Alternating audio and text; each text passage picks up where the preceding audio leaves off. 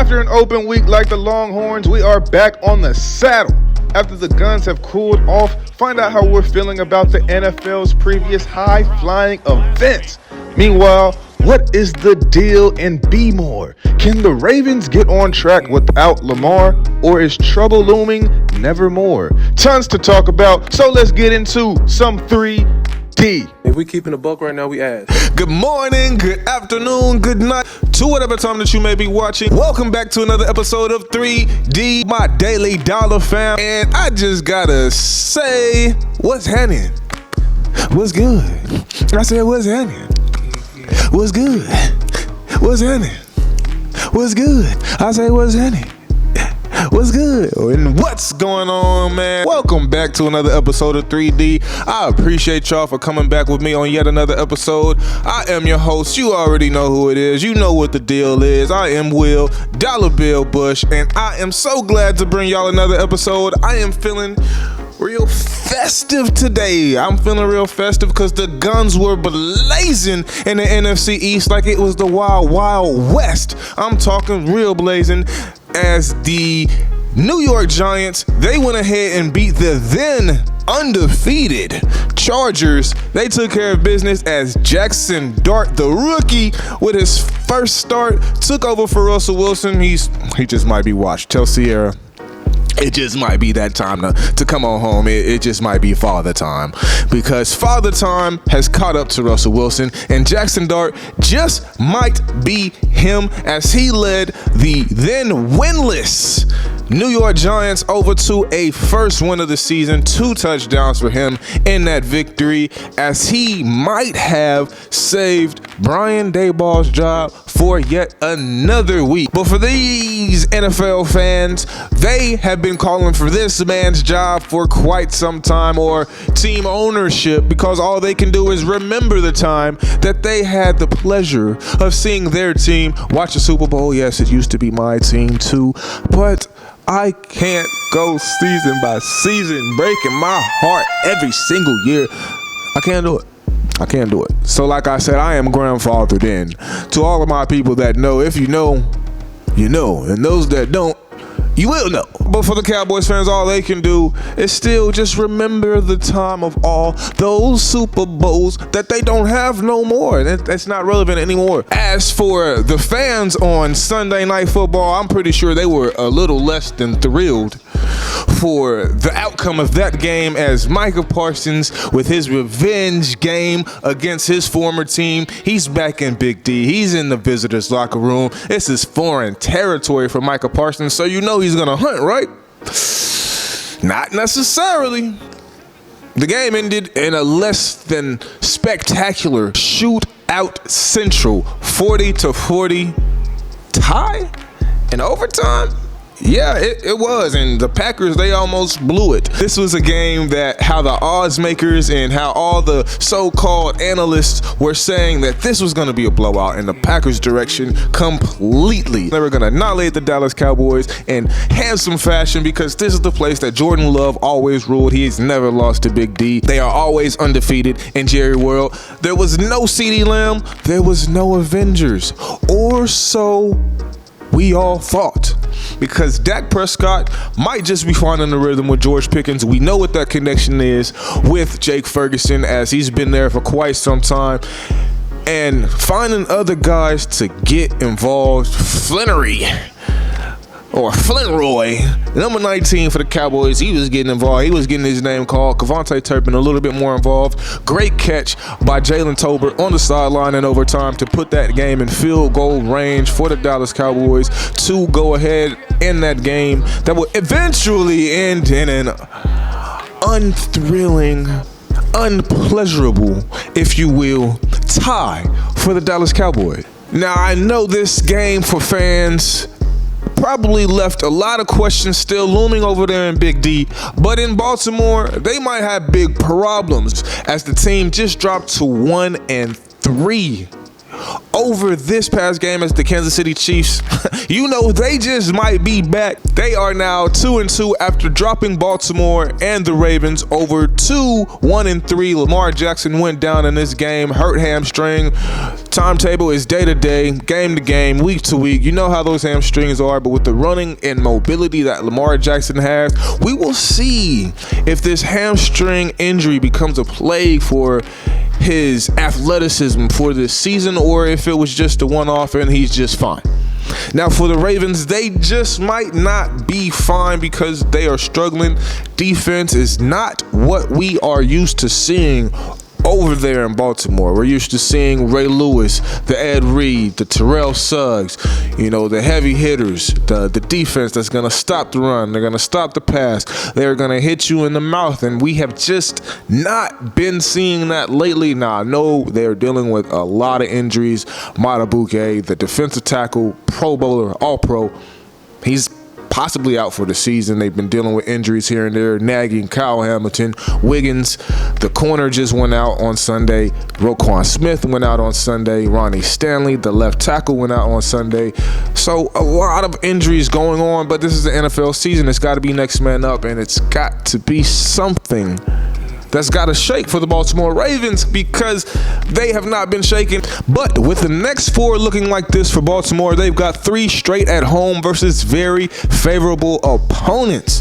The Rams have a very tricky offense. We know what they are. Devontae Adams, Puka Nacua, Matthew Stafford, Kyron Williams and company versus that defense that they have over there for the Rams, Jared Verse as well. Then they will be wrapping up at Miami on Monday Night Football to end the month of October with Tyreek Hill down with a very, very gruesome injury just this past Monday night. On Monday Night Football, is looking like the Fins will be big underdogs in that Monday night game to end the month of October. With so many injuries mounting up, Tyreek Hill just this past Monday night, Malik Neighbors on Sunday, Brevin Jordan who's been hurt, torn ACL. You've got Joe Burrow who's hurt and possibly might be done for the NFL season. You know how I felt about my take on these injuries that have been mounting up just so many times. And if you don't, I'll go ahead and link that video at the end so you guys can check my old take and what I had to say about so many injuries. But Odell Beckham, he had some thoughts for himself on what was truly the cause for it. He took to X, he took to Twitter to say that he felt the turf was the issue. He said the NFL needed to do something about the turf. They need to, and quote, get rid of turf. He referred to MetLife Stadium, the former place where he played, the former place where he tore his ACL. Coincidentally, or ironically, that is, he referred to MetLife as Death Life Stadium because there have been so many lower extremity injuries that have been happening at this stadium. They call it the Phantom Stadium. Somebody is going to get hurt every year on this stadium. Aaron Rodgers just 2 seasons ago, first game of the season, torn Achilles right there. Now it just makes you wonder what is going on with all of these lower extremity injuries. So many have been happening more than ever. Nick Chubb just a season ago. So many guys that just makes you wonder. Achilles here, Achilles there, ACL here, MCL there. It makes you wonder what is going on. We didn't even used to see this back in the day, back when those guys was playing on AstroTurf. AstroTurf. I don't know if you guys know what AstroTurf is. They put a thin sliver of grass over concrete. And they was playing on that. Guys wasn't even playing in cleats. They were playing in tennis shoes. That's how you know it wasn't a real surface. Something needs to happen for the NFL in order for these rules, or in order for the turf to have some type of changes. Who needs to get hurt in order for the NFL to say, hey, what do they need to do in order to make true change? You know, being an Iron Man, it's tough. It's hard. Not everybody can be an Iron Man, but for 23 years we got to marvel at number 23 doing his thing. LeBron James entering season 23 of his record-breaking NBA career. There are still numerous questions surrounding this NBA season for LeBron James. How long will he play? Will he still play in LA? No bar intended. Does he still want to play with Bronny? Does he want to play with Bryce? Will he still stay to play with Bryce? Maybe we just might all be on different timelines. I'm not sitting here. No, I'm not waiting on Bryce. No, I don't know what his timeline is. He's his own young man now. Like, he's down in Tucson. We'll see what happens this year, next year, but he has his own timeline. I got my timeline.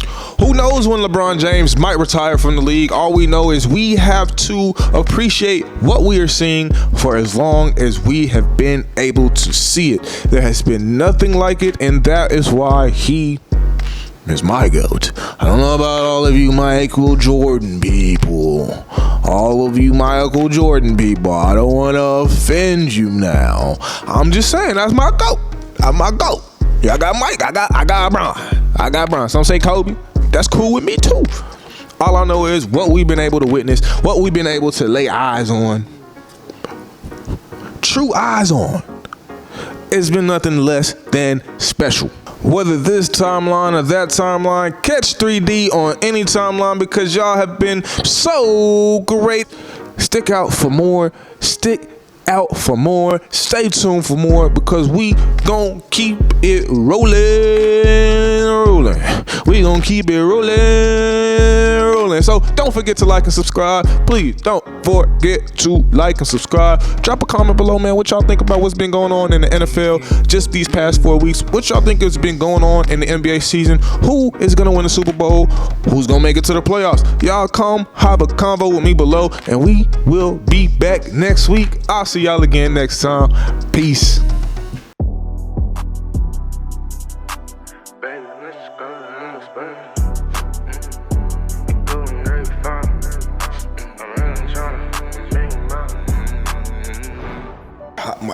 Hot mic.